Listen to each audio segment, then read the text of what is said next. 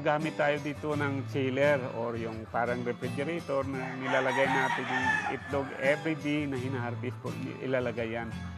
Dahil kasi yun lang ang paraan para po natin ma-preserve.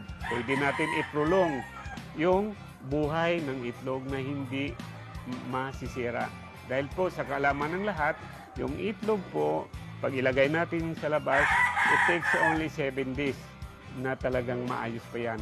After 7 days, talagang babagsak na yung fertility ng itlog na yan. So, paano natin mapulong? Of course, ilagay natin sa temperatura na talagang hindi mainit. Yun na nga, itong chiller, lalagay na po natin sa 50 to 60 degrees Fahrenheit. Almost half ng init ng incubator po natin. Our incubator is only 100 degrees. So, ilagay natin yan. So, at siguro yung isang bagay pa rin pwede kong i-share dahil ito kinukontis